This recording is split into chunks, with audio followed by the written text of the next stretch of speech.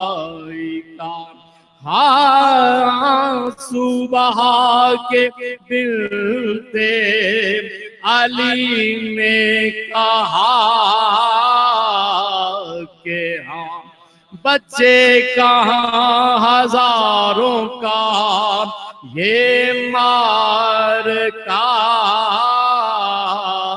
कहाँ दे और हिम्मतें इन्हें खल्ला पे सो जा कुछ होते पर फलक ने न होने दिया जवान बेकस हूँ मैं उसी पार मुझे इमाद है खालिक वो देखे जो मेरे दिल की मुराद है। हाँ भैया कुछ अपने बेटों का मुझको नहीं खाया मर जाए लड़के या के होठापों से पाए माँ सदके करूं हजार गरे से होना में हाँ सब दौलतें लुटे पाप बचे फातिमा का लाल बहन पावो जो भला उन आई हो दुनिया में कोई हो के न हो मेरा भाई हो।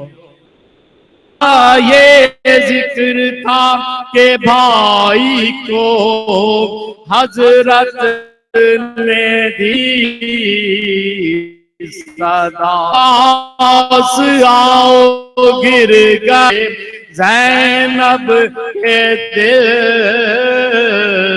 रुबा दौड़े सदा ये सुनते ही अब्बा से बावफा हसनाए राह में अली अकबर ने ये कहा जिंदा रखा फलक ने 500 बहाने को चलिए हुजूर जाते हैं लाशे उठाने को। हाँ झपटे जो खेते अब्बा से नाम वर पाया करीबे फौज शहीदी को नंगे सर गरजे जो शेर खौफ से भागे सब शर देखा पड़े हैं खाक पर हम शीर के पिसर लड़ने में थे जुदा पा दमे मर्ग साथ थे ढाले तो छातियों पाती कब्जों में हाथ थे। हाँ कुछ कुछ अभी था दम के उन्हें ले चले माँ एक लाश को तो आप लिए थे शाहे आना, और एक लाश हजरत अब्बास से नेक नाम खैमा था सामने के बिजात होए तमाम, जीते ना पहुंचे हाय गजब मगाह में, दोनों सगीर मर गए असनाए राह में, जीते ना पहुंचे हाय गजब मगाह में, दोनों सगीर मर गए असनाए राह में, निकले हरम सरा से।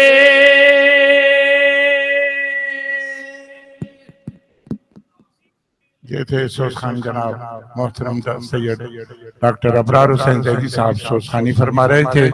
मैं मुल्तमिस हूँ सलाम के लिए मोहतरम सैयद जिले रजा जैदी साहब से कि वो सलाम के लिए तशरीफ ले आए। आवाज़ बुलंद नारे तलवार, नारे हैदरी।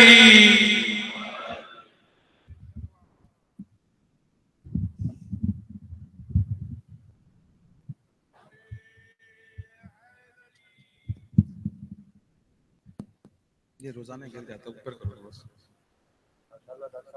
सही सही टाइट करो।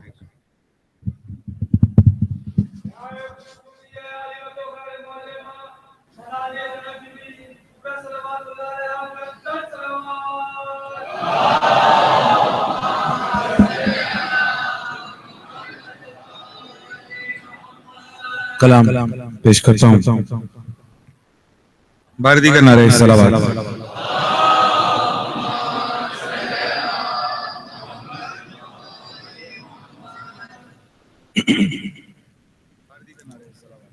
आयात जुल जलाल का मिज़दाक़ है हुसैन,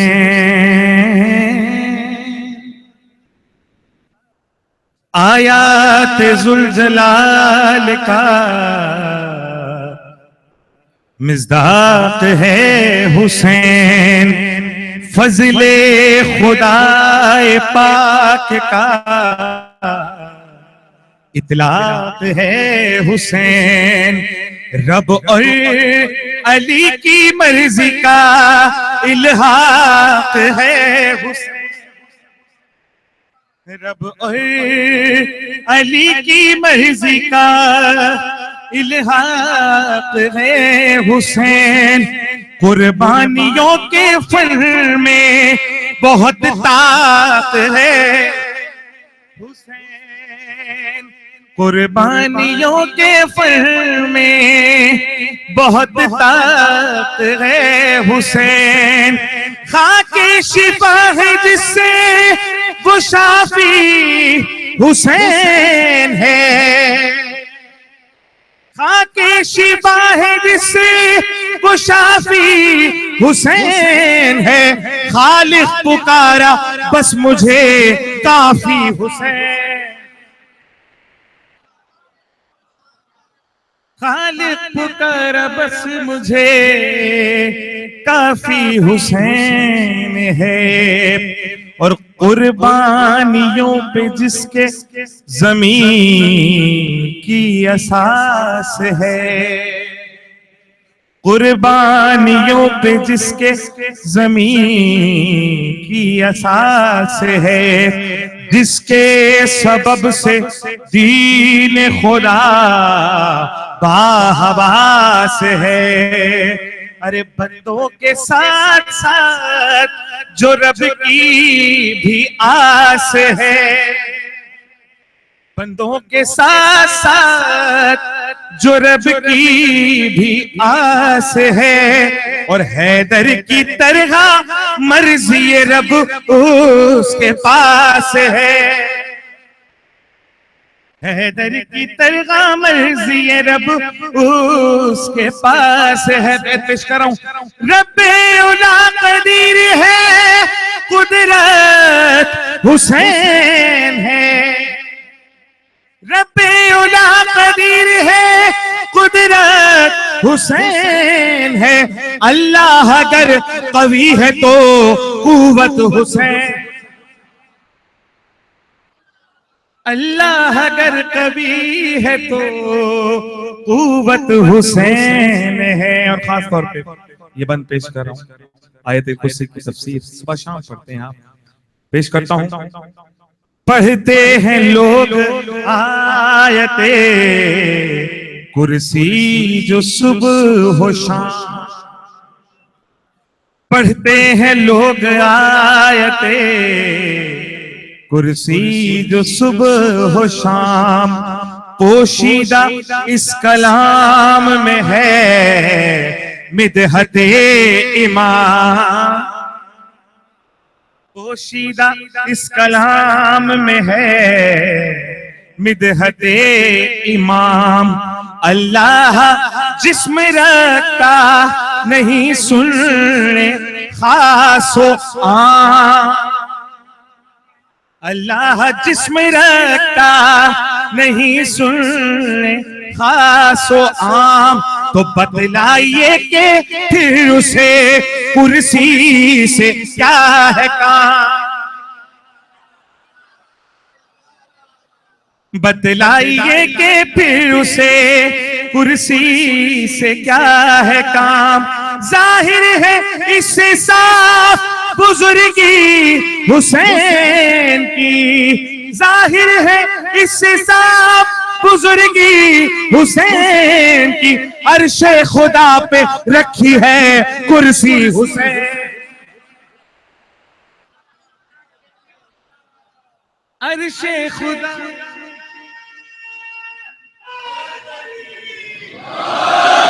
अर्शे खुदा पे रखी है कुर्सी हुसैन की, और खालिक का अपने बंदों पे एहसान है हुसैन, खालिक का अपने बंदों पे एहसान है हुसैन, मजहर सिफात रब का है रहमान है हुसैन। मिलके दुरूद पढ़े एक बार मोहम्मद वाले।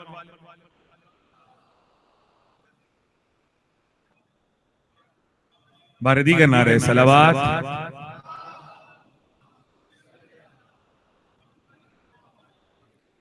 खालिक का अपने बंदों पे एहसान है हुसैन, मजहर सिफात रब का है रहमान है हुसैन, अरे तस्बीह जिसका हक है, मिसरा गाया ना करना, तस्बीह जिसका हक है वो सुबहान है हुसैन,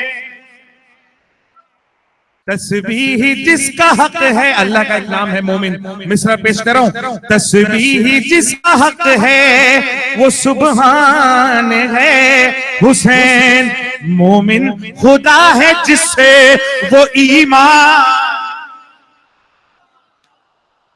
मोमिन खुदा है जिससे वो ईमान है हुसैन, सजदों को उसकी रहनुमा जानते हैं हम, उसके सबब खुदा को खुदा मानते हैं हम। आखिरी बंद पेश करूंगा, उसके सबब खुदा को खुदा मानते हैं हम, और मोमिन के दिल को इश्क से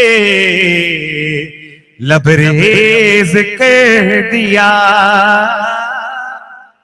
मोमिन के दिल को इश्क से लबरेज कर दिया और मौत को भी जिंदगी आमेज कर दिया। अरे थी सुस्त थी की नफ्स उसे तेज कर,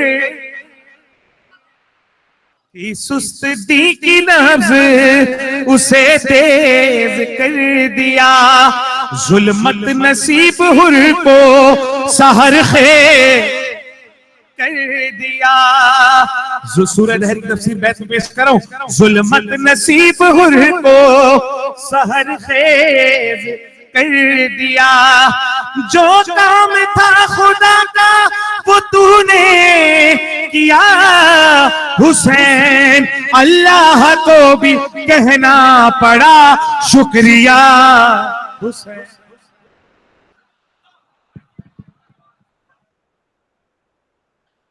आवाज़े बुलंद नारे सलवार।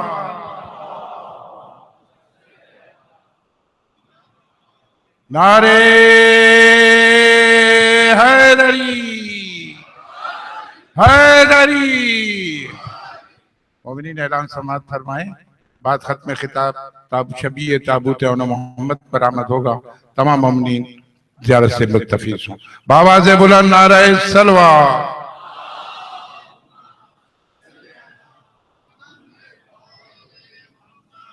बिस्मिल्लाहिर्रहमानिर्रहीम। तमाम तारीफ़ें अल्लाह के लिए, दुरूद और सलाम मोहम्मद और आले मोहम्मद के लिए।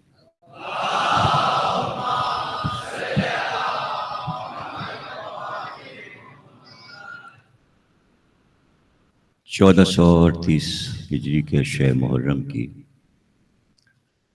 चौथी तकरीर इमाम बारगाह काज़मैन में आप हजरात समाअत फरमा रहे हैं। नूर और ज़हूर के मौजू पर गुफ्तगू हो रही है। अर्ज़ किया गया गुज़िश्ता मजलिस में कि वो एक रात जिसे अल्लाह ने शब कद्र कहा और पूरे सूरे में 3 बार कद्र का लफ्ज़ इस्तेमाल हुआ। इसके मानी ये है कि 3 रातों में तलाश करना है कि शब कद्र कहाँ है और कब है। शब कद्र बताई नहीं गई। अंदाजे से शब 23 रमजान और 21 यानी 20 की शब में और 19 3 दिन शब कद्र के अमाल होते हैं। है तो एक, लेकिन 3 दिन तलाश की वजह से शायद ये हो, शायद ये हो, शायद ये हो, बताया नहीं गया, छुपाया गया है। उसके बाद भी ये लिख दिया कि 27 भी शब कद्र है, 26 का दिन गुजर कर। तो शिया हजरात 19, 20 और 22 शब 23 आमाल करते हैं और अहले सुन्नत हजरात 27 की शब कद्र करते हैं। और वैसे शब 29 भी शब कद्र है, जिसको नहीं करते ईद के चांद की वजह से कि अब तो ईद है, तैयारी करो।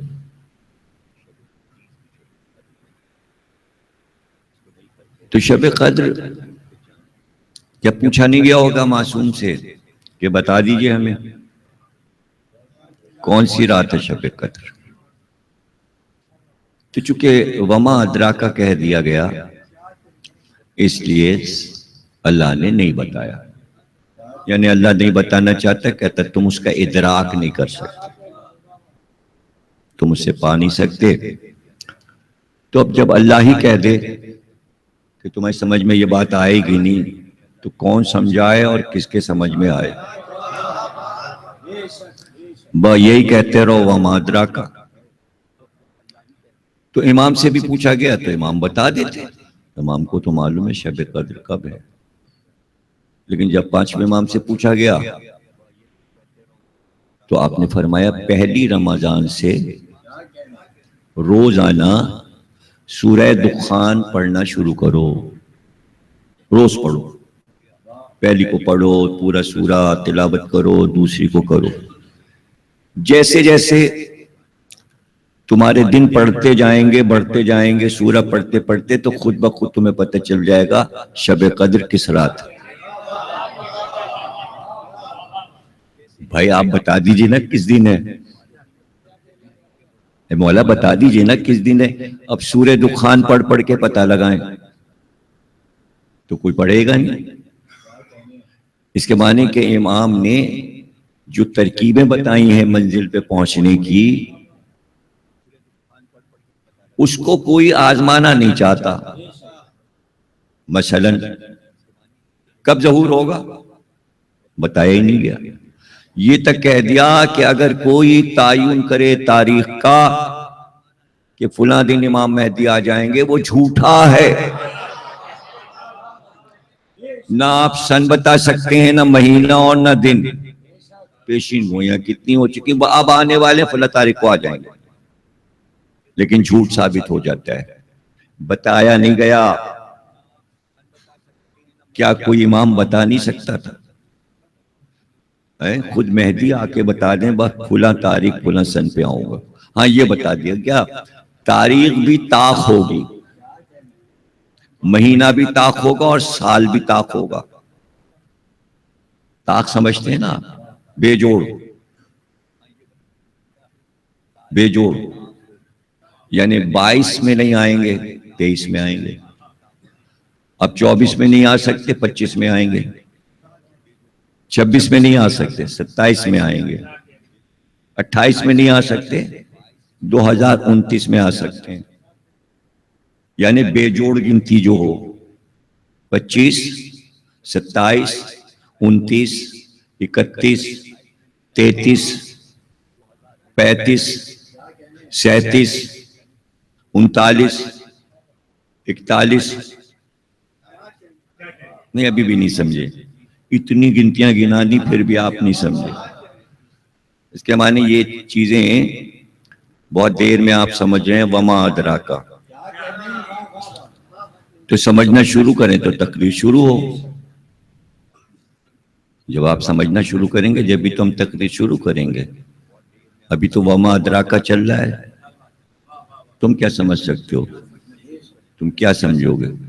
तो कोशिश करें इंसान। ये नहीं बताया गया कि कब आएंगे, क्यों नहीं बताया गया, वजह भी तो हो। शब कद्र क्यों नहीं बताई गई, इमाम के आने का तायुन क्यों नहीं किया गया, साल क्यों नहीं बताया गया, किस साल आएंगे। हाँ महीना बता दिया और तारीख बता दी, और ये बता दिया कि ऐलान हो जाएगा, उसका भी बता दिया। ऐलान कर दिया कि 23 रमजान की शब में जिब्रील अमी रात को पुकारेंगे और पूरी दुनिया जिब्रील की आवाज सुनेगी कि ज़हूर हो गया। लेकिन आमद अभी नहीं हुई। ज़हूर से मुराद ये कि आप पर्दे से बाहर आ गए और किसी शहर के किसी मकान में मौजूद हैं, और मसला है 313 पूरे हो जाएं तो वह उसी दिन आ जाएंगे। तो अब ये तारीख तो बता दी गई कि पुकार जो होगी वो 23 की रात में होगी, और ज़हूर जो है वो आशूर के दिन है। तो 10 मुहर्रम भी बता दिया, महीना भी बता दिया, तारीख भी बता। अब रह गया सन। वो नहीं बताया गया। यानी अब आपको तैयारी जो करनी है वो ये करनी है कि जिब्रील की आवाज जिस दिन आनी है उस दिन तैयार रहिए आवाज सुनने के लिए, और उसके बाद इसके रमजान के बाद वाले मुहर्रम के लिए तैयार रहिए कि 10 को मुलाकात करना है। अब 2 तैयारियां आपकी रहे, 23 याद रहे और आशूर याद रहे, इसलिए हम आशूर याद दिला रहे हैं कि आशूर के दिन हम मजमा क्यों करते हैं जुलूस की शक्ल में, इसलिए कि आवाज आएगी कि बस आ जाओ, अब हम आ गए काबे में, तो पूरा जुलूस का रुख काबे की तरफ होगा। अब सऊदी अरब रोक नहीं पाएगा।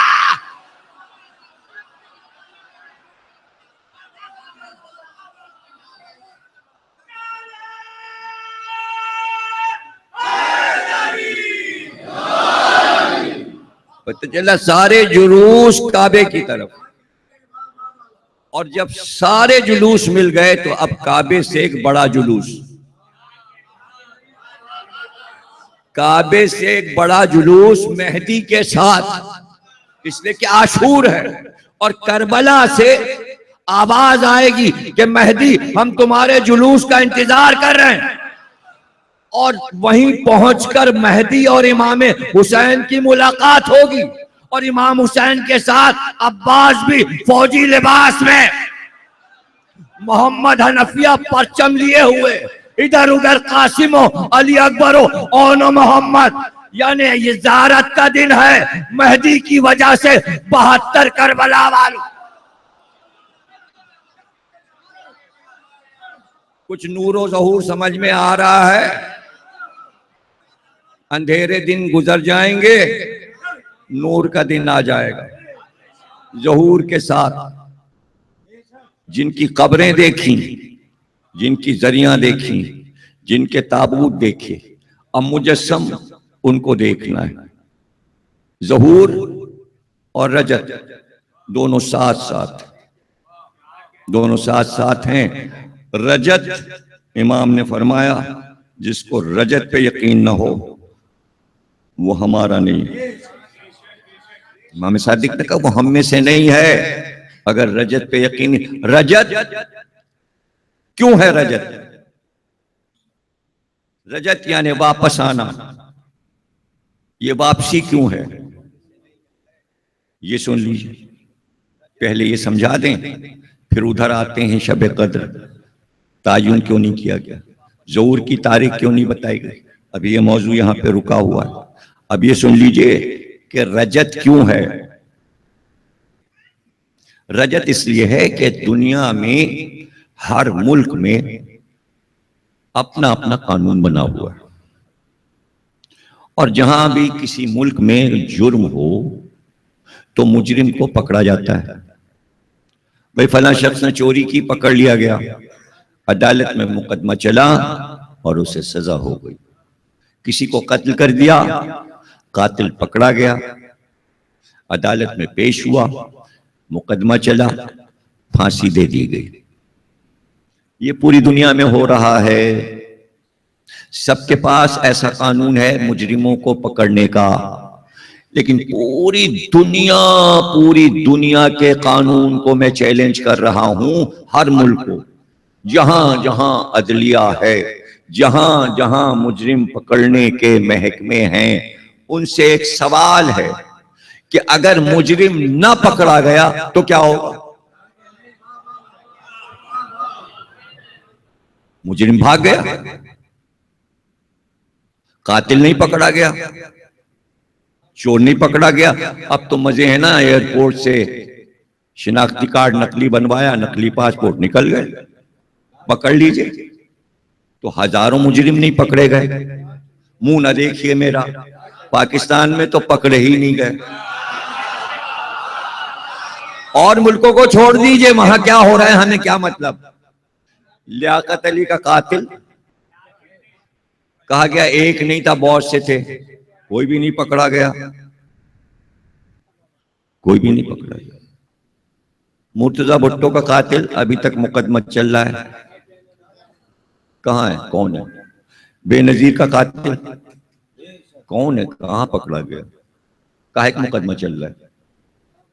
कातिल उनका नहीं पता। यहां तक क्या कि मुशर्रफ कत्ल में शामिल है। मुशर्रफ ने कहा हमसे क्या मतलब, हमने थोड़ी किया। बेवकूफी की बातें मत करो, अपनी अदलिया सही करो। तो पता चला कातिल पकड़ना आसान नहीं है, चोर पकड़ना आसान नहीं है। हजारों लाखों चोर America, England, Germany, France, Hindustan, Pakistan, Arab में भाग जाते हैं, कोई नहीं पकड़ा जाता। न मालूम कितने कातिल निकल जाते हैं, किसी को सजा नहीं मिलती। तो जब उनको सजा ही नहीं मिली तो आपका कानून नाकिस है। तो अल्लाह को यह पता था कि इंसान अपना कानून बनाएंगे, इनके जो मुजरिम होंगे उनको ये पकड़ेंगे, लेकिन जो भाग जाएंगे उनको सजा नहीं दे पाएंगे।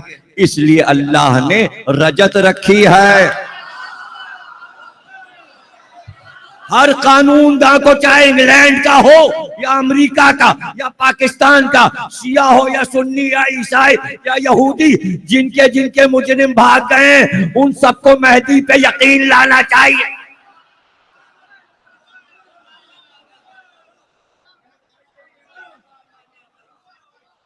बहुत से बैठे रोते रहते हैं, अरे भाई हमारा तो मुजरिम नहीं पकड़ा गया, हमारा माल छीन के ले गया। कहां आपने उसको पकड़ा? और दिल में सबके तमन्ना होती है, माल तो गया, जान भी गई, उसके बावजूद खानदान ये चाहता है कि सजा मिले मुजरिम को। दो चार कहीं ऐसे होते हैं जो कहते हैं माफ कर दिया। इसलिए कि ये इस्लामी उसूल है कि अगर रकम दे दीजिए दियत तो बचा लीजिए। ये भी इस्लाम का उसूल है कि रकम दे के बचा लीजिए। तो कौन दे रकम और कहां दी जा रही है? तो मुजरिम निकल गया तो आपके हाथ आया नहीं, और जिनके साथ जुर्म हुआ वो रोते हुए मर गए। जब वो मर गए तो दिल में तो हसरत थी मुजरिम पकड़ा जाए। अरे भाई अभी एक जवान मारा गया था बेचारा, कॉलेज का लड़का, उसके दोस्तों ने मिलकर FIR कटवाई, माँ बाप मुकदमा चलता रहा। माँ कहती रही मैं चाहती हूं कि मुजरिम को सजा हो। माँ के बयान आते रहे, बेटा मेरा चला गया लेकिन उसे सजा हो। क्यों? इसलिए कि मैं माँ हूं और मैं ये चाहती हूं कि वो जो माओ के बेटों को मारते हैं इसको फांसी होगी। तो दूसरे कातिल डरेंगे और माओ के बेटे बच जाएंगे। समझ है ना आप? इसलिए सजा इस्लाम ने रखी ताकि जुर्म रुके, जुर्म ना हो, लेकिन जुर्म होता रहे तो उस पर सजा रखी। सजा रखने के लिए जरूरी है कि मुजरिम पकड़ा जाए, और मुजरिम पकड़ा नहीं जा सकता इसलिए कि आप में ताकत नहीं है, मुजरिम आपसे ज्यादा ताकतवर है, इसलिए कि वो भाग गया। आपका कानून नाकिस है, वो निकल गया एयरपोर्ट से, वो कहीं गाड़ी पे बैठ के दूसरे सूबे में चला गया, वो सरहद पार कर गया, दूसरे मुल्क में चला गया। आप में ताकत ही नहीं है, इसलिए कि नाकिस है आपका कानून। अरे भाई मजा तो यह है कि आपका कानून इतना मजबूत हो कि कातिल खुद हाजिर हो जाए। कहां समझ रहे हैं? अरे चोर ने चोरी की और अली के पास आया कि मेरा हाथ काट दीजिए। अली ने सबके सामने हाथ काटा और उंगलियां लेके ये कहता हुआ चला कि अली का क्या कहना, ऐसा सकी, ऐसा अजय। तो उसने कहा तेरे तो हाथ काटे, तू कसीदे पढ़ रहा है, कि अली से बड़ा आदिल कोई नहीं है। मैंने जुर्म किया है लेकिन अली तो अपनी जगह सही है, साहिब फजाइल है। तो कातिल खुद आ जाए। भाई सुन रहे हैं आप? औरत आ गई, खुद ही आ गई, या अली मैंने गुनाह किया है, मेरे पेट में बच्चा है, मैं गुनाहगार हूं, अब मुझे पाक कर दीजिए। नहीं समझे आप? यानी जब उसे सजा मिल जाएगी वो पाक हो जाएगी। कहां समझ रहे हैं आप? अभी वो नजिस है अल्लाह की नजर में, दीन की नजर में। आपने सर से पैर तक उसे देखा और कहा चली जा वापस, अभी मैं तुझे सजा नहीं दे सकता, तू अमानतदार है किसी की। दीन समझे, दीन समझे। जब अमानत से बेबाक हो जाए तू फिर आना। उसके यहाँ बच्चा हुआ, बच्चे को लेके आई, कहा अब मुझे पाक कर दीजिए। आपने कहा था अमानत मुझसे अलग हुई, ये बच्चा है, अब मुझे सजा दीजिए। अली ने कहा नहीं, वापस चली जा, अभी तुझ पर वाजिब है कि इसको 2.25 साल तू दूध पिला। अभी कैसे सजा दे दे? वापस चली गई। देख रहे हैं आप कि वो बार बार आ रही है, कुछ नहीं समझ रहे हैं। अली का कानून नाकिस नहीं है, अली का मुजरिम भाग नहीं सकता, और अगर भागे तो इसीलिए मेहदी को रखा है कि मेरा 12वां मकसद रजत और मकसद ज़हूर समझिए क्यों अल्लाह ने रखा। और पूरी दुनिया को इस पे यकीन रखना चाहिए, सिर्फ अली वालों को नहीं, सबको ये फलसफा समझना चाहिए। सबके फायदे की बात है, ज़हूर और रजत सबके फायदे की बात है। 2.25 साल के बाद वो आई कि बच्चा बड़ा हो गया, 2.25 साल का हो गया, दूध पिला चुकी, अब मुझे पाक कर दी। दोनों हाथ अली ने आसमान की तरफ उठाए, का परवरदिगार मैंने बहुत कोशिश की, मैंने बहुत कोशिश की, अब तेरे कानून के आगे अब मैं क्या कर सकता हूं, मैं इसे सजा देता हूं। और अली ने औरत को संसार कर दिया। देखिए, उसने खुद सजा को पसंद किया, अली ने सजा दी इसलिए कि उसने जिना किया था। लेकिन अब औरत तो आ गई, जानी गायब है, वो पकड़ा नहीं जा रहा। अगर अली चाहे तो इल्म इमामत से पता लगा के कहें ये जानी है, लेकिन कानून इस्लाम में इजाजत नहीं है इमाम को कि जो मुजरिम है, तू मुजरिम है। कहां समझ रहे हैं यार आप? यानी ये इमामत की शान नहीं है। इल्म इमामत, इल्म गैब इसमें इस्तेमाल नहीं होगा। इल्म है। सूरह मुनाफिकून आ गया, पैगंबर को पता है इस मजमे में कौन कौन मुनाफिक है।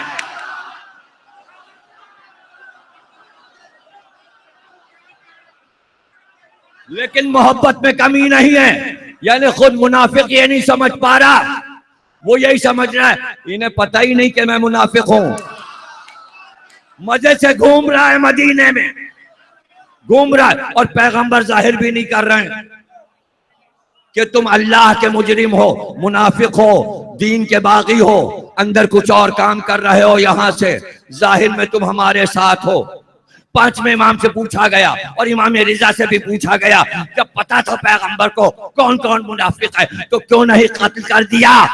इमाम ने जवाब दिया, अगर एक को भी कत्ल कर देते तो उम्मत मशहूर करती, कह रहे ये मोहम्मद है जो अपने दोस्तों को कत्ल करता।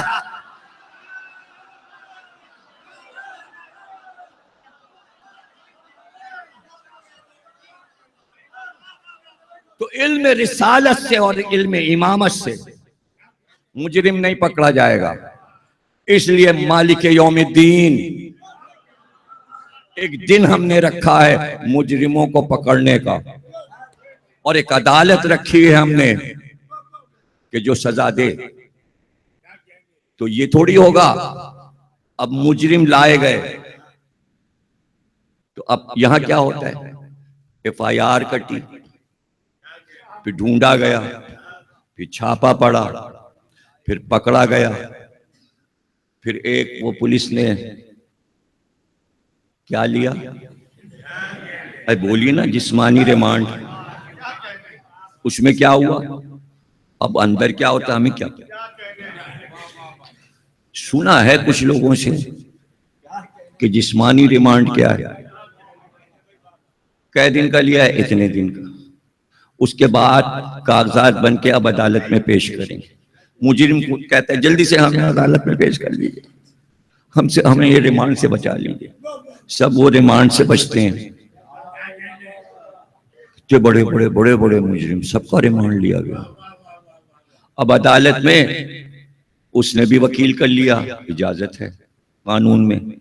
उसके वकील ने सरकारी वकील को डाउन करना शुरू किया दलीलों से, यूं नहीं यूं है, यूं नहीं यूं, ये साबित कर रहा है ये मुजरिम नहीं। सरकारी वकील और पुलिस कह रही मुजरिम है। अब जज साहब परेशान, पता नहीं रात को नींद भी आती कि नहीं, किताबें पढ़ रहे हैं। लेकिन हर जगह के जज ना कोई किताब पढ़ते हैं ना कुछ, उन्हें पता है हमें क्या करना है पहले से। इधर का वकील क्या कह रहा है, उधर का वकील क्या कह रहा है, ये सब बेकार की बात है, हमको पता है कि क्या करना है। तो पता चला बगैर रिसर्च के फैसला हो रहा है। तो इसमें भी मुजरिम पता चला, अरे अखबार में वो तो बरी हो गया। इतना शोर मचा था, इतना खतरनाक, ये और वो और ऐसा हो गया और वैसा हो गया, और अखबार की सुर्खियां, और 1-1.5 साल बरी हो गया। अब कुछ लोग कह रहे हैं साहब मुजरिम तो था, ये बरी कैसे हुआ? का बड़ा पैसा खर्च किया इसने और पार्टी ने बचा लिया, पार्टी ने बचा लिया। अभी देखिए शर्जील मेमन कह रहे हैं बस अब हम आने वाले हैं, 4-5 करोड़ का केस है, अब कह रहे हैं आने वाले, यानी अब कुछ मामला तय हो गए हैं। इतने दिन दुबई में रह के जिस्मानी रिमांड ना हो, ये था। ऐसी तकरीरें करते थे, वजीर इत्तिलात ये वो मजमा लगा और फलाना, वजीर इत्तिलात ने कह दिया, वजीर इत्तिलात एकदम से भाग गए। अभी क्या हुआ, घर का छापा पड़ा, बड़े नोट वोट निकले हो, ये हुआ। और अब आ रहे हैं ऐसे ही बहुत से मुजरिम पकड़े, उनका मुजरिम ही नहीं है ये, पार्टी का नहीं मुजरिम। यानी जमहूरियत में हर पार्टी कहती है जुर्म है, ये तो दुश्मनी में हो रहा है, दूसरी पार्टी कर रही है। अच्छा, उस पार्टी की जिसकी हुकूमत है उसके मुजरिम मजे से बैठे हुए हैं, इसलिए उनका कुछ होएगा नहीं। अब बिलावल ये कह रहे हैं कि जब हमारी हुकूमत होगी 2018 में तो नवाज शरीफ जेल में होंगे। आज ही तो छपा है ना अखबार में मोटा मोटा बिलावल का बयान, पता चला मुल्कों के वजीर आजम भी मुजरिम होते हैं। अब पनामा लीग का मसला जो चला, जिसको लगाया हुआ इमरान खान ने कि हम पीछा नहीं छोड़ेंगे, पीछा नहीं छोड़ेंगे, तो उसके लिए आया कि जैसे ही वो लीक हुआ मसला, हर मुल्क के वजीर आजम और फलाने फलाने, अब वो लोग तरक्की याफ्ता, जैसे ही उनका नाम आया उन्होंने कहा ये लीजिए इस्तीफा, ये लीजिए इस्तीफा, ये लीजिए इस्तीफा। अब इससे और यहाँ वाले जो हैं अकड़ मकड़ करने लगे, देखिए उन्होंने इस्तीफा दे दिया, भाई आप क्यों नहीं दे रहे? नहीं हम थोड़ी, हमारे बच्चों का मामला, बच्चों का मामला। पता चला बड़े लोगों के बच्चे कुछ करें तो वो जुर्म नहीं है, और हमारे बच्चे कुछ करें वो फौरन पकड़ गए। यानी सबील पे अगर डेग भी चला रहे नहों का,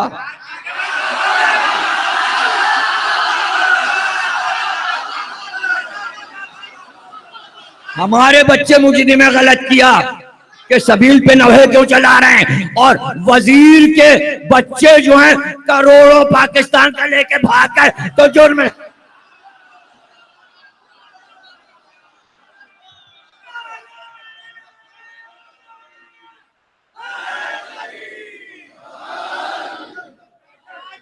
मैं लंदन में था, सुबह उठा तो खबर पड़ी अखबार में कि ये रात जो गुजरी है टोनी ब्लेयर का, वजीर आजम टोनी ब्लेयर, इनसे पहले जो थे टोनी ब्लेयर, अब तो खातून है, इनसे पहले जो थे उनसे पहले थे, हाँ कैमरून से पहले ये थे टोनी ब्लेयर।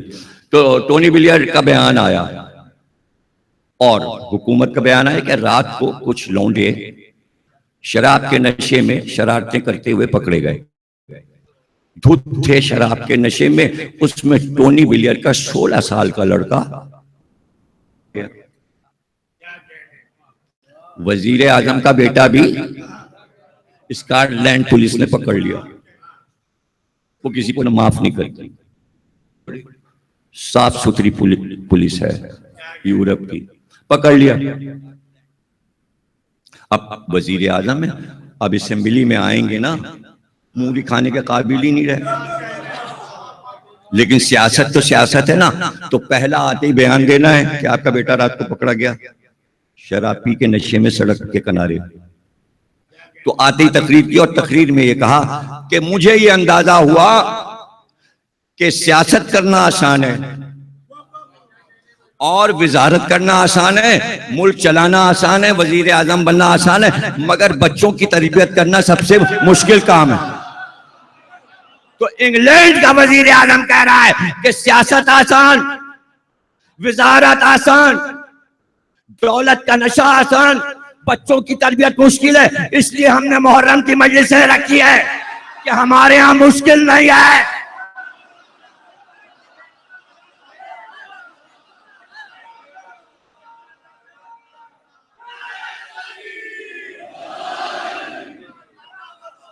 हमारे यहां मुश्किल नहीं है।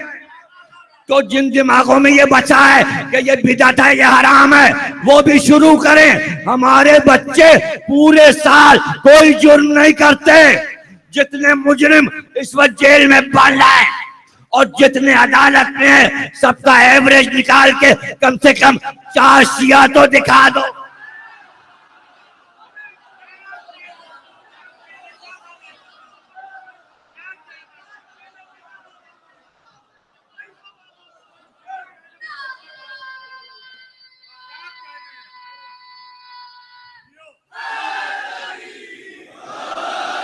क्यों हमारे बच्चे शराब में क्यों नहीं पकड़े जाते? मंशियात बेचने में क्यों नहीं पकड़े जाते? हमारे बच्चे स्ट्रीट जराइम में क्यों नहीं पकड़े जाते? हमारे बच्चे घर के डाकों में क्यों नहीं पकड़े जाते? इसलिए कि मुहर्रम में 2 महीने में ऐसी इनकी तरबियत हो जाती है कि इनको पता है गुनाह क्या है, सवाब क्या है, और हमें मुंह किसको दिखाना है। ये मेहदी के इंतजार में है, दुनिया को पता ही नहीं। जिक्र मेहदी,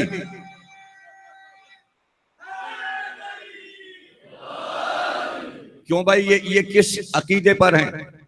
वही अकीदा है जो सबका है, पूरी उम्मत का। यही तो अकीदा है, ला इलाहा इल्लल्लाह मोहम्मद रसूलुल्लाह, ये सबका अकीदा है। अकीदे में तो कोई, वही कुरान जो उम्मत पढ़ रही है ये भी पढ़ रहे, जो फिक़ा आपकी है वही फिक़ा ये, वही नमाज है, वही मस्जिद है, वही रोजा है, वही रमजान है। कोई रमजान तो 2 अलग अलग नहीं है ना, वही ईद है, वही बकरीद है। अब ये कि रमजान में सब एक नजर आते, पहचानना मुश्किल है कौन शिया कौन सुन्नी। ईद के दिन पहचानना मुश्किल कौन शिया कौन सुन्नी। बकरीद में पहचानना मुश्किल, सबके घर पे बैल और गाय बंधे हुए, बाजों के ऊंट बंधे हुए, सब एक ही तरह नजर आते हैं। मुहर्रम आया और पता चला शिया और है, सुन्नी और है। इसमें सब एक क्यों नहीं हो जाते? इसमें एक होने के लिए जरूरी है कि सब मिलकर जिक्र हुसैन करें। इसमें हर्ज क्या है? तो अब अकीदा सबका ये एक है। ये मुहर्रम में सब आके यहां बैठे ये सुनने के पता चलेगा कि मेहदी की आमद क्या है। तो अब हमारा अकीदा क्यों सुनना चाहता है मेहदी का जिक्र? इसलिए कि हमारा एक अकीदा है, उसका नाम है इंतजार। इंतजार लज्जत है, इंतजार में लज्जत है। एकदम से हो जाना मजा नहीं है। ये अल्लाह मियां का बनाया फार्मूला है, आपका बनाया नहीं है। अल्लाह ने ये फार्मूला बनाया। अगर किसी का अकीदा इस पे नहीं है तो ना वो नबूवत को जानता है, ना रिसालत को, ना तौहीद को। अल्लाह का अकीदा है, अल्लाह का अकीदा है कि चीज को छुपा दिया जाए और लोगों से कहा जाए उसका इंतजार करो। ये अल्लाह कह रहा है। कौन कह रहा है? अल्लाह कह रहा है। और ये शिया सुन्नी हर फिरके को करना पड़ता है इंतजार। क्या कहा कुरान में? रमजान होगा, लेकिन आयत में कहा कभी 29 रोजे होंगे, कभी 30। ये क्या किया अल्लाह तूने? ईद है तो कह देता 30 रोजे होंगे, 31वां दिन जो होगा उस दिन ईद होगी। बताया ही नहीं कि ईद कब होगी। 30 का चांद भी हो सकता है, 29, इसी को इंतजार कहते हैं। अगर बता दिया जाता कि ईद का चांद हर 30 तारीख को हुआ होगा तो कोई चांद देखने ना जाता। अरे होगा, वो तो लिखा है। तो बड़े बड़े डिपार्टमेंट ना बनते, रोयत हिलाल कमेटी, चश्मे वालों का दूरबीनों से देखना, और बड़े बड़े वजीफे, बड़ी बड़ी तनख्वाहें, और हबीब प्लाजा की छत पे चांद चांद ऐलान होगा। आप टीवी पे इंतजार है, रेडियो पे इंतजार है, ऐलान होगा। इसलिए कि 29 का नहीं, अगर 29 को नहीं हुआ तो 30 को होगा। तो ईद के चांद का इंतजार है। जैसे ही ऐलान हुआ फौरन सबने कहा देखो भाई कहाँ है चांद? हाँ भाई हो गया हो गया हो गया। ढूंढ रहे हैं सब। ये चांद को ढूंढना यही तो इंतजार है। अरे दुनिया इस बारीक चांद को ढूंढ रही, हम फातिमा के चांद को ढूंढ।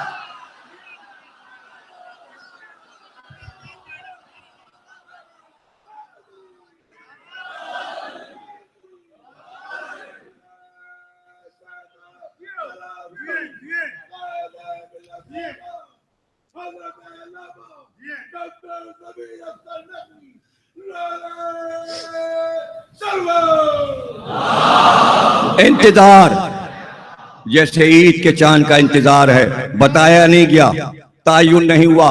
उसी तरह शब कद्र है, बताया नहीं गया, मजा खराब हो जाता। खुद ढूंढो। हाँ ये बता दिए क्या क्या है? क्या है? वमा अदराका मा लैलतुल कद्र खैरुम मिन अल्फ शहर। बस 1000 महीनों से अफजल। इमाम हसन अलैहिस्सलाम ने सादे कागज पे जो भेजा गया था शरायत लिखकर, सुलहनामे पे दस्तखत करके पर्चा फेंक दिया। बाहर निकल आए, लोगों ने घेर लिया, कहा आपने पूरी हुकूमत इसको दे दी, अब आपके पास क्या बचा?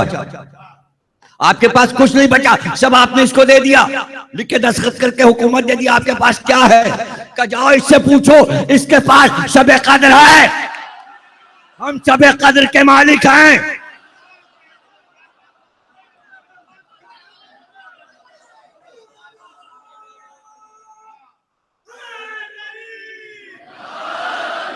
इमाम सादिक से पूछा गया शब कद्र के क्या मानी है?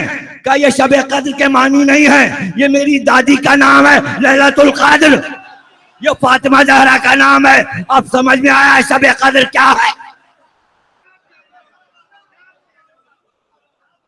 और शहजादी का एक नाम है मंसूर, मंसूरा, और इमाम मेहदी का नाम है मंसूर। वो मंसूरा है या मंसूर? मंसूर कहते हैं इंतकाम लेने वाले को, मंसूरा कहते हैं इंतकाम लेने वाले को। अब पता चला कि दुनिया में जितने मुजरिम भाग गए और उन्हें सजा नहीं मिली, अब फातिमा ज़हरा की अदालत लगेगी। अदालत फातिमा ज़हरा की सजाएं देने वाला मेहदी। और ये लिख दिया गया किताबों में कि जो मुजरिम आएगा वो छुप नहीं सकेगा। मेहदी जिसे कहते हैं मुजरिम है, वो मुजरिम है। तो फिक़ह की किताब से तय नहीं होगा, बल्कि ये लिखा गया कि मेहदी का हुक्म, यही फिक़ह है, यही फिक़ह। और इतना कत्ले आम करेंगे कि लोग चीखने लगेंगे और कहेंगे अरे क्या कर रहे हो? इतना कत्ल तो तुम्हारे दादा अली ने नहीं किया, इतना कत्ल तो तुम्हारे हुसैन ने नहीं किया। कारे उन्हीं के हाथों के बचे हुए तो अब मारे जा।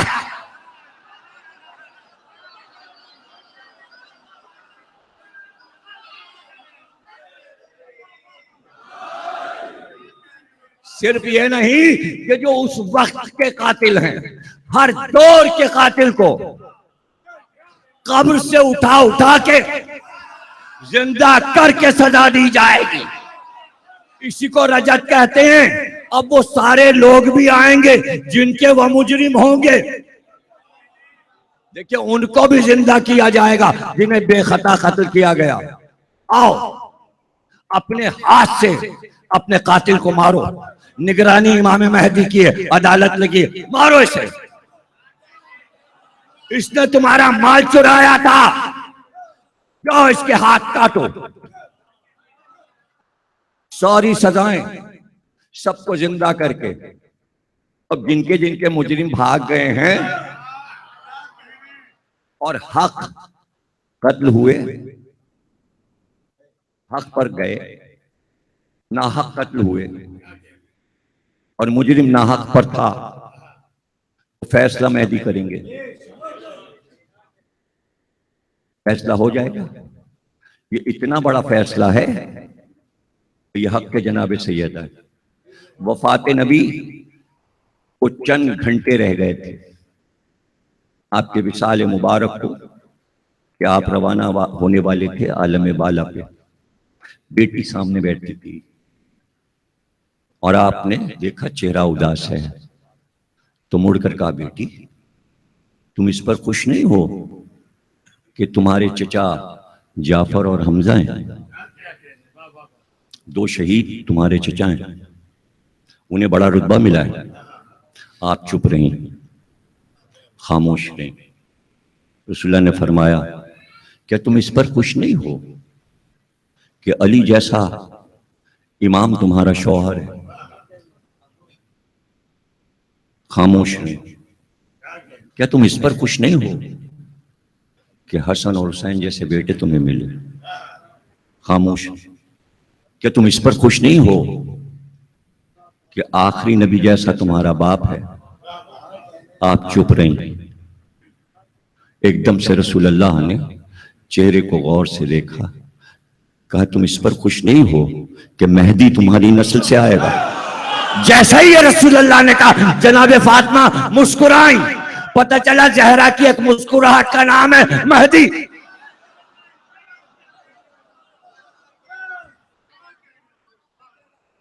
कहां तक देख रही थी शाहजादी? मुजरिम बच जाएंगे, सजा जरूरी है।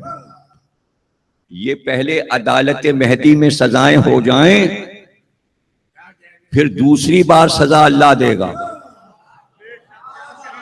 अगर नबी और इमाम के मुजरिम हैं तो सजाएं अभी होंगी, आगे जाके चूंकि अल्लाह के मुजरिम हैं अब अल्लाह सजा देगा। समझे ना आप?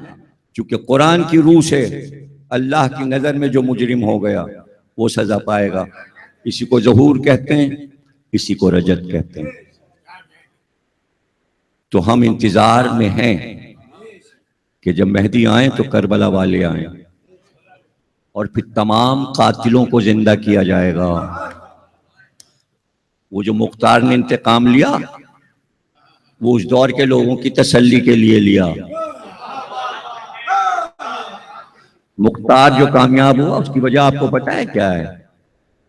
उसकी वजह सुन लीजिए। जब मैं मुख्तार का हाल पढ़ता हूं तो उसमें पहले ये समझा देता हूं।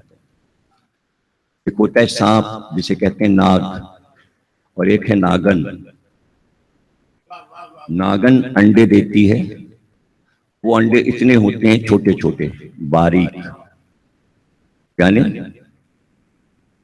ये समझ लीजिए कि पपीते का बीज जैसे होता है, छोटा सा बीज, और वो करोड़ों अंडे होते हैं।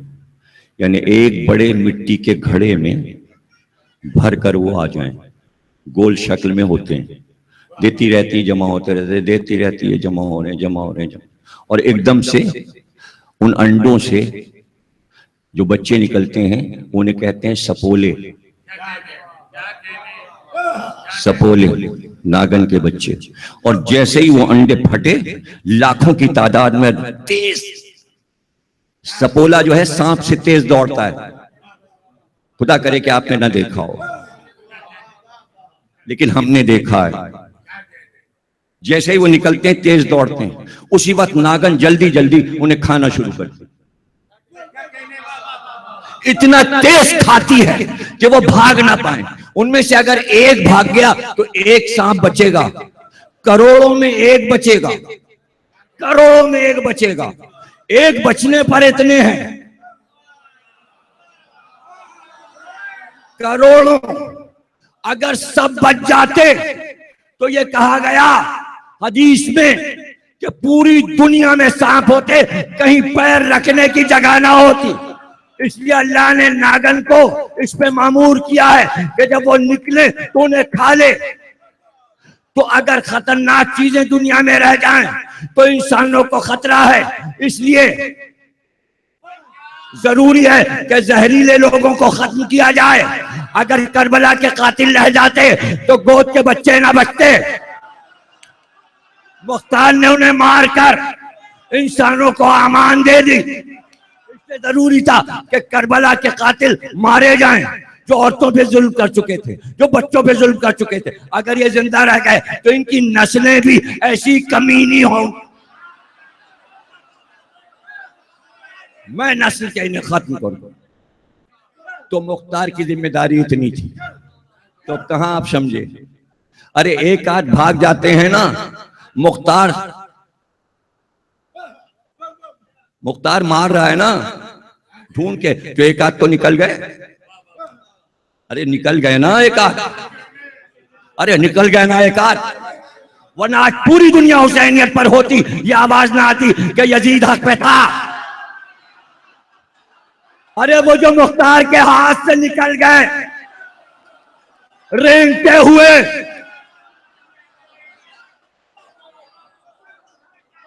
कभी कभी आवाज कहीं से आ जाती है तो ये उसी में के हैं। चजरा जाकर खूली पर, शिमर पर, उम्र साथ पे खत्म हो जाता है। तो अगर एक आध बच गए तो अभी उनकी नस्ल तो चलेगी ना। इसलिए मेहदी का ज़हूर जरूरी है। जनाब तकरीर खत्म हुई, यह है नूर और ज़हूर। खुद हदीस में है कि करबला का हर शहीद खुद अपने कातिल का हाथ पकड़ के अदालत में लाएगा, इसने मुझे कत्ल किया। अब कातिल भाग नहीं सकता। हुक्म होगा मेहदी का इसे कत्ल किया जाए और उसी के हाथ से कत्ल होगा। समझ रहे हैं ज़हूर और रजत क्या है? ज़हूर और रजत क्या है? इसलिए आपको बात चीजों पे हैरत होनी चाहिए और बेइंतहा हैरत होनी चाहिए, और मुझे तो बेइंतहा हैरत होती है। इतना बड़ा लश्कर करबला में कातिलों का आया, ये सब ताबूत उठाने जा रहे हैं। आप लोग परेशान ना हो, ये ताबूत लेने जा रहे हैं। समझ रहे हैं ना? जब लोग उठते हैं तो लोगों को उलझन होती है, क्यों जा रहे हैं, क्या है। आप मजलिस सुनते रहिए, ताबूत निकलना है, मातम होगा। हाँ, ये बड़ी बात है। आप लोगों का कमाल ये है कि इतनी रात को मजलिस जमा के बैठना, मरहबा, और बीबी से बड़ा सिला पाया। सिले तो सारे अज़ादार पाएंगे, लेकिन जो वाकई जिहाद की तरह जमकर बैठकर इतनी रात को किसी नींद और आराम की परवाह नहीं, और बाहर तक माशाल्लाह गेट तक सब बैठे हुए, और रात के 2 बजने वाले। ये रात आराम का वक्त होता है। जब ये सुन लिया कि 2 मुहर्रम को खैमे करबला में लगे और आशूर की रात तक कोई सोया नहीं, 8 रातें जागे हैं करबला वाले। कहते हैं एक दिन की नींद पूरी ना हो तो इतनी सुस्ती हो जाती कि कोई काम नहीं होता, और वो 8 रातों के जागे, 3 दिन के प्यासे, 3 दिन के भूखे, वो जंग की कि करबला का मैदान हिला दिया, और आज तक उसका तज़किरा है। और इस पे हैरत होनी चाहिए कि करबला में हर शहीद के कातिल का नाम तारीख में लिख गया, और लिखने वाला खुद जालिमों के ग्रुप का है हमीद बिन मुस्लिम, जो रिपोर्टर है जिसे रिपोर्ट देनी है जाके बादशाह को कि कैसे ये वाकया हुआ, क्या हुआ, कौन कैसे मारा गया, वो बैठा सब लिख रहा है। अब कौन आया, उसका क्या नाम है, उसके बाप का क्या नाम है, उसको कितने लोगों ने घेरा, उसने कितने लोग मारे, हमारे कितने आदमी मरे, उनके क्या नाम थे। रिपोर्टर सरकारी है। और यहां बताने वाला जो है वो अभी 5 साल का है और 5 बरस की उम्र में सब देख रहा है, जिसे कहते हैं इमाम मोहम्मद बाक़िर। और जब तक जिंदा रहे बताते रहे। फुला कबीले का आदमी मिलने आया कि तुम्हारे कबीले पे हमारे 2 खून हैं, 2 कातिल तुम्हारे कबीले के हैं, हमारे खून तुम्हारे ऊपर है। याद दिला देते थे कि किस किस कबीले पर हमारा सादात का खून है, करबला वालों का खून है। ये लिखवाते तारीख में हर इमाम चले गए ताकि मेहदी तक सबको नाम याद हो जाए। अब हमारे बच्चे को भी याद है कि अली अकबर का कातिल कौन है, कासिम का कातिल कौन है, हजरत अब्बास का कातिल कौन है। कौन नहीं जानता कि अली असगर का कातिल कौन है। सबको पता है हुसैन का कातिल कौन है। पता चला छुप नहीं सके कातिल। हुसैन ने इसलिए रोशन मैदान में कहा था जंग होगी। हम भी मैदान में आ गए, आके मैदान में रुके थे, किसी बस्ती में नहीं रुके कि वो बस्ती वाले मुब्तला हो जाते। और ना लश्कर बना के लाए थे और ना लड़ने के इरादे से आए थे। घर से निकले थे सारा सामान लेकर, हर जरूरत का सामान। अरब में दस्तूर था जब घर से निकलते थे तो अपनी तलवारें लेके निकलते थे। ये कोई जुर्म नहीं था अरब में। तो हुसैन के सारे बच्चे तलवारें चलाते थे, सबको तलवार चलाना आती थी, इसलिए सब अपनी अपनी तलवार लाए थे। ये लड़ने का इरादा नहीं है, वहां तो तलवार रखते ही थे, कमर में लगाते ही थे। अब ये कि बहुत से लोग नहीं सीखते थे, लेकिन हुसैन के घर का बच्चा बच्चा अब्बास से रोजाना सुबह तलवार चलाना सीखता था। तो कुछ बड़ी तलवारें थी, कुछ छोटी तलवारें थी। जो 14 से कम के बच्चे थे उनकी तलवारें छोटी थी, उन्हें नीमचा कहते थे। और जो तलवार अब्बास और हुसैन और अली अकबर के पास थी वो 2.5 गज की तलवारें थी, जो वजन ऐसा कि हम और आप नहीं उठा सकते। यानी जुल्फिकार को अब्बास बिन अब्दुल मुत्तलिब नहीं उठा सके। उन्होंने दावा किया कि मीरा से रसूल हमें मिले। हजरत अली ने जुल्फिकार रख दी, का ले जाइए। दस्ते पे हाथ रखा तो उठी नहीं, तो हुजूर के चचा उसे उठा नहीं सकते, यानी गैर मासूम उसे उठा नहीं सकता, हाथ लरस जाएगा। और ना घोड़े पे बैठ सकता है, घोड़े पे भी नहीं बैठ पाए, इसलिए को घोड़ा गैर मासूम को सवारी नहीं देता जो रसूल अल्लाह का घोड़ा है। तो अब इससे समझ लीजिए कि मासूम कौन कौन है करबला में। रसूल अल्लाह के 5 घोड़े हैं और एक एक घोड़ा सबको दिया है। मुर्तजिज अब्बास को दिया, रसूल अल्लाह बैठ चुके, अली बैठ चुके, मैमून पे रसूल अल्लाह बैठ चुके, हजरत अली बैठ चुके, हजरत कासिम को दिया है। उकाब पे रसूल अल्लाह बैठ चुके, अली बैठ चुके, अली अकबर को दिया है। अब यहां ये बहस नहीं होगी मासूम 14 है। मासूम 14 वो हैं कि जो अल्लाह की तरफ से मनसब लिए हुए हैं। बगैर मनसब के जो मासूम है, ना इमाम है ना रसूल, लेकिन मासूम है, जैसे अब्बास, जैसे अली अकबर, जैसे कासिम। और औनो मोहम्मद तो अपने उम्र के मुताबिक मासूम है, इसलिए कि 15 से कम की उम्रें हैं। दोनों बच्चे मासूम हैं। क्यों ना मासूम हो, माँ मासूमा है, हजरत ज़ैनब मामू दोनों औनो मोहम्मद के मासूम है, हसन और हुसैन। औनो मोहम्मद के नाना सगे अली मासूम हैं और इमाम। और रसूल अल्लाह जनाब ज़ैनब के सगे नाना हैं, तो बच्चों के परनाना हैं, तो परनाना भी मासूम है। अल्लाह अकबर। अलमदार हैं दादा भी और नाना भी। जाफर तैयार ने मौता में जंग की, और ऐसी जंग की कि बादशाह रूम कहता है कि ये अगर चाहे तो पूरा महल हमारा हाथ से उलट दे, हमने ऐसा सजा नहीं देखी। और जाफर तैयार की तलवार इस्तांबुल के म्यूजियम में रखी है तुर्की में। यहां से वहां तक की तलवार, इतनी चौड़ी तलवार जिसे देखकर लोग हैरान होते हैं। इतनी सी नहीं, इतनी सी नहीं, इतनी चौड़ी। तो लोग देख के हैरान होते हैं कैसे उठती थी ये तलवार और कैसे जाफर ने मोहता में इससे जंग की। घोड़े से कूद पड़े, पैदल मारते हुए लश्कर को चले मोहता में। अलम हाथ में था, तलवार भी हाथ में थी। रसूलुल्लाह मस्जिद में मिंबर पे बैठे हुए थे और फरमा रहे थे कि जितने मैंने अलमदार बनाए थे सब कत्ल हुए। देखो मैं देख रहा हूं, अब्दुल्लाह इब्न रवाहा कत्ल हो गए, जैद बिन हारिसा कत्ल हो गए, अब जाफर जंग कर रहे हैं।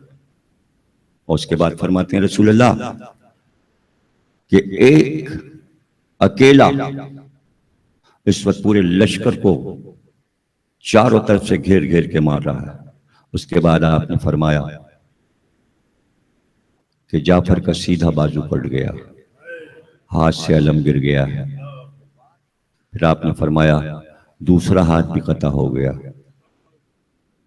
और फिर फरमाया कि अल्लाह ने जाफर को मरने नहीं दिया, बल्कि पूरी रूह जाफर को ईसा की तरह आसमान पे उठाई।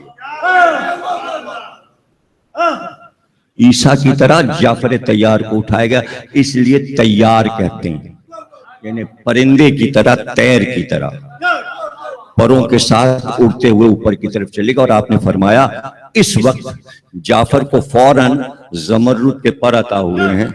और अब मैं देख रहा हूं कि मस्जिद नबवी से जाफर इधर से उधर परवाज करते हुए जा रहे हैं। उसी वक्त कहा अब ये सिर्फ जाफर नहीं है बल्कि ये तैयार हैं, अभी गुजर के गए हैं और जन्नत में परवाज करते रहेंगे। जिंदा हालत में पर अता किए गए। अब ये तो सब राज हैं, वो अल्लाह जो पर दे रहा है वही हाथ जोड़ के उनको सही कर देता। अगर जोड़ के हाथ सही कर दे तो जिन्होंने हाथ काटा है उनके जुर्म का जवाब खत्म हो गया। इसीलिए लोग पूछते हैं कि जब हजरत अली का हुकूमत का जमाना आया था तो फदक वापस क्यों नहीं ले लिया? अगर वापस ले लेते तो फातिमा के साथ जो जुल्म हुआ है उसका जवाब खत्म हो जाता और मुजरिम मुजरिम ना रहता। समझे ना आप? इसलिए जरूरी है कि करबला वालों का इंतकाम इमाम मेहदी लें। जवास के लिए उन्हें शहीद हालत में रखा गया है, उनका कफन खून से भरा हुआ है, उनके जख्म ताजा हैं, अपने जख्मों के साथ ज़हूर करेंगे ताकि लोग देख सकें कि इन्हें कितना जख्मी किया गया था। तो उसी में ज़हूर में दो शहजादे और मोहम्मद भी आएंगे। ये ज़ैनब के लाडले हैं, ये माँ के राज दुलारे हैं और माँ ने बड़े प्यार से पाला है। कहते हैं रातों को औन माँ के एक तरफ और मोहम्मद दूसरी तरफ माँ के शाने से प्यार से अपने रुखसार लगाकर, और दोनों भाई कहते अम्मा आप शुरू कीजिए, हमारे सोने से पहले जरा सुनाइए खैबर का हाल कि आपके बाबा अली ने कैसे जंग की। जनाब ज़ैनब बताती जाती कि मेरा बाबा इस तरह तलवार चलाता था और इस तरह जंग की। फिर बच्चे पूछते अम्मा आप तो उस वक्त खैबर में बहुत छोटी थी, 2 साल की थी, आपको खैबर का पता कैसे? आपको खंदक की लड़ाई का हाल कैसे? तो बच्चों को प्यार करके कहती बेटा जब मेरे बाबा जंग करके मैदान जंग से आते तो जनाब सैयदा मेरी माँ दरवाजे पे इंतजार पे खड़ी होती, अली आते ही जुल्फकार सैयदा को दे देते, मासूम के अलावा कोई उठा नहीं सकता। जहरा बेबी उसको लेकर पानी से धोती और काफिरों का लहू साफ करती। जब तलवार साफ हो जाती तो उसको वहां पर आवेजा कर देती थी जहां दीवार पे टांगी जाती थी। जैसे ही तलवार को नहला कर दीवार पे टांगती, जुल्फकार बोलना शुरू करती, और शहजादी से कहती अब सुनिए, हम आपको आपके सरताज की जंग सुनाते हैं। जुल्फ़िकार पूरी लड़ाइयां सुनाती, खैबर की लड़ाई, खंदक की लड़ाई। और जब हम बड़े हुए तो अम्मा ने वो लड़ाई हमको सुनाई, और बेटा हम तुमको सुना रहे हैं, इसलिए कि जुल्फ़िकार की देखी हुई लड़ाई थी। अम्मा ने उस तरह सुनाया, अब हम तुम्हें सुना रहे हैं। और जब कहानी सुनाने लगती तो सुनाते सुनाते कहती, ओ मोहम्मद अब तुम्हें नींद आ जाएगी थोड़ी देर में, तो आखिरी जुमला मेरा सुन लो। कभी अगर मौका आए मेरे भाई की मदद और नुसरत का, तो इसी तरह लड़ोगे जैसे मैंने बाबा की लड़ाई का हाल सुना।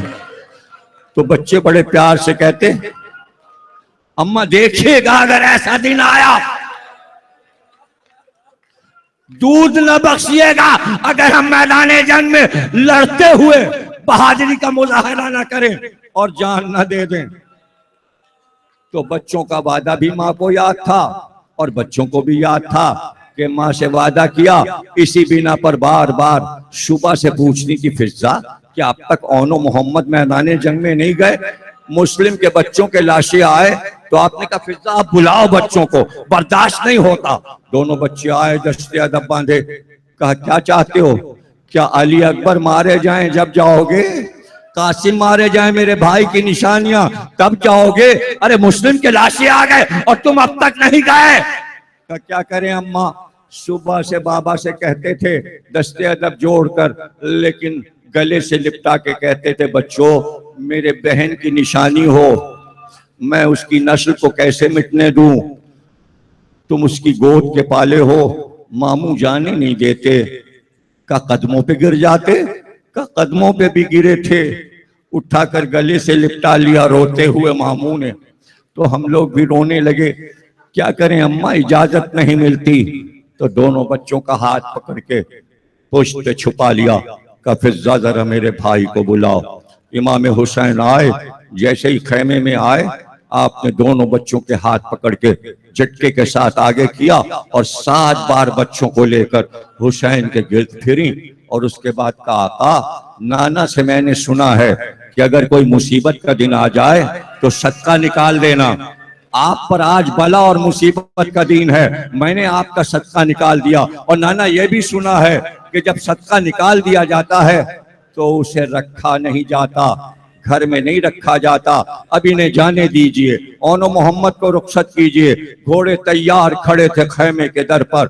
एक को अब्बास ने सवार किया, एक को अली अकबर ने सवार किया। बच्चे मैदान जंग में बिजली बनकर गिरे। दोनों बच्चों की तलवारें चमक रही थी, एक इधर लड़ रहा था, दूसरा इधर लड़ रहा था। हजारों लाखों में गिरे थे, लेकिन बड़ा सर उठाकर छोटे से कहता घबराना नहीं, मैं जिंदा हूँ। छोटा उधर से आवाज देता भाई मैं अभी मरा नहीं हूँ, तलवार चला रहा हूँ, आप भी तलवार चलाते रहे। और दोनों भाई एक दूसरे से कहते अम्मा ने ये कहा है लड़ते हुए फुरात पे ना जाना, ऐसा ना हो कि पानी पे नजर पड़ जाए, सकीना प्यासी है।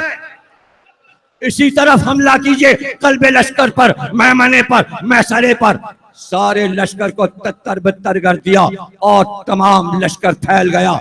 भागने लगे मैदान से। उमर साद के खेमे पर हमला किया और आवाज दी बाहर निकल कर आ, क्या लोगों को कत्ल करवाता है। लेकिन नेज़े वालों ने घेरा, चारों तरफ से घेर कर दायरे को छोटा किया और एक साथ नेज़ों का हमला किया। एक के पुष्ट पे लगा, अल्लाह अकबर कह के घोड़े से गिरा। दूसरे के पुष्ट पे नेज़ा पड़ा, तकबीर बुलंद की और उसके बाद दोनों बच्चों ने आवाज दी मामू जान खुदा हाफिज, खुदा हाफिज। आवाज सुनना था। हुसैन चले, साथ में अब्बास चले, अली अकबर चले। एक कलाशा अब्बास लाए, एक कलाशा अली अकबर लाए। तो जैनब ने देखकर कहा अली अकबर ये खून बच्चों का तुम्हारे कपड़ों में लग गया, तुम लाशा लेकर क्यों आए मेरे लाल? क्या मैंने तुम्हें इसलिए परवान चढ़ाया है कि तुम खून में ना जाओ? बीबी थोड़ी देर में आपका यह शहजादा भी खून में तरबतर हो जाएगा। ओनो मोहम्मद के लाशें खैमों में आए, बीबियों ने मातम किया। पता चला जैनब सजदे में झुक गई और सजदे से सर उठाकर कहा शुक्र है या रब कि तूने मेरी कुर्बानियों को कबूल कर लिया। भाई की जान बच गई, लेकिन जैनब भाई की जान न बचा सकी। असर के वक्त हुसैन का गला भी कट गया। लेकिन जब मक्तल में आई, सब बीबियां आई, तो उम्मे फरवा कासिम की लाश पर थी, उम्मे लैला अली अकबर की लाश पर थी, मादरे बिसराने मुस्लिम रुकैया अपने बच्चों की लाश पर थी, जनाब लुबाबा अब्बास की लाश पर थी, लेकिन जैनब औनो मोहम्मद की लाश पे नहीं गई बल्कि हुसैन की लाश पे गई। रावी कहता है कि जैनब को कभी रोते नहीं देखा गया कि हाय औनो मोहम्मद करके कभी मातम किया हो या आवाज बुलंद की हो। नाके पे असीर हो के बैठी, शहीदों के सर नेज़ों पे बुलंद थे, सामने औनो मोहम्मद के सर भी थे, लेकिन सरों को देखकर कभी ये नहीं पुकारा मेरे बच्चों तुम पर क्या जुल्म हुआ। हुसैन के सर पे नजर रही, कैद खाने में चली गई, उसके बाद आजाद हुई तो सबके सर आए, लेकिन हुसैन के सर को गोद में उठा लिया। हर बीबी ने अपने वारिस का सर अपने गोद में रखा, लेकिन ये दो सर वहीं जमीन पे पड़े रहे। शाम की औरतों ने पुकार कर कहा कोई माँ इन बच्चों की नहीं है रोने वाली। तो जैनब ने आवाज दी माँ मैं हूं, लेकिन मैं भाई का मातम करूंगी, बच्चों को नहीं रोऊंगी, बच्चों का मातम नहीं करूंगी। यहाँ तक के मदीने आ गई, मदीने आई, हाय हुसैन, रात दिन हाय हुसैन, मजलिस करना हाय हुसैन। एक दिन अब्दुल्ला इब्न जाफर तैयार आए, का बेटा सैयदे सज्जाद क्या तुम्हारी फूफी अपने घर नहीं आएंगी? का मैं अर्ज करूंगा फूफा। शाम हुई, करीब आए और का फूफी अम्मा। अब्दुल्ला इब्न जाफर तैयार आए थे, कहते थे जैनब अपने घर नहीं आएंगी। तो कहा लाल उस उजड़े घर में जाके क्या करूं, लेकिन तुम इमामे वक्त हो, अगर तुमने कहा है तो मैं कल चली जाऊंगी। दोपहर का वक्त था, सूरज चढ़ चुका था, मदीने में रोशनी फैल चुकी थी। जैनब ने सर पे चादर ओढ़ी, फिजा साथ साथ चली। तो मुड़ कर का फिजा अपने घर जा रही हूं। दरवाजे पे पहुंची, आहिस्ता से घर का दरवाजा खोला। अब्दुल्ला इब्न जाफर घर में नहीं थे, घर खाली था। जैसे ही सहन में आई, एक बार नजर पड़ी दालान में, यहाँ औनो मोहम्मद बिस्तर पे सोते थे। बस एक बार कमर पकड़ के बैठ गई और कहा बच्चों कभी नहीं रोई मगर तुम्हारे बिस्तर खाली हैं, मेरा घर उजड़ गया, औनो मोहम्मद मां वीरान हो गई। और बैठकर रोने लगी, दाढ़े मार मार कर। कभी औनो मोहम्मद पे नहीं रोई थी, मगर आज नाम ले लेकर चीख कर रो रही थी। एक बार घर का दरवाजा खुला, अब्दुल्ला इब्न जाफर तैयार घर में दाखिल हुए। देखा एक औरत सहन में बैठी रो रही है। करीब आए, का क्यों रोती है? ये अब्दुल्ला का घर है। अरे बदशगुनी न कर, यहाँ बैठ के क्यों रोती है? मेरे घर में गिरिया क्यों कर रही है? एक बार का खूब अब्दुल्ला इब्न जाफर अब जैनब को भी नहीं पहचानते, वो वहीं बैठ गए और बैठकर चेहरा देखने लगे। का शाहजादी जब 28 रजब को आप गई थी तो आपके बाल काले थे, आपका चेहरा ऐसा नहीं था। ये गमज़दा चेहरा, ये आंखें, तो बेख्तियार का अब्दुल्ला कैसी बातें करते हो? जिसके घर से एक दिन में 18 लाशें जवानों के निकल गए हो। अरे उसके बाल और उसका भाई मारा जाए और मक्तल में भाई का गला कटते देखे तो कैसे ना उसके बाल सफेद हो जाएं। इंसाफ नहीं किया अब्दुल्ला का। आप शहजादी जैनब हैं, हमें माफ कर दें, हमने नहीं पहचाना। का बस अब तुमने देख लिया हमको, इतना बताओ क्यों बुलाया है? मैं समझ गई तुमने किस इरादे से बुलाया है। तुमने इसलिए बुलाया है कि तुम मुझसे पूछो कि तुम्हारे बेटे औनो मोहम्मद करबला में किस तरह लड़े। तो अब्दुल्ला रोने लगे कि आका के जिक्र में गुलामों का क्या जिक्र। मैंने तो आपको इसलिए बुलाया है कि मैंने हुसैन को कभी लड़ते नहीं देखा। और अली कहते थे हुसैन से ज्यादा कोई बहादुर। ये बताइए करबला में मेरा हुसैन कैसे लड़ा? बस अब ताबूत आएंगे और आखिरी जुमले तकरीर के सुन लीजिए।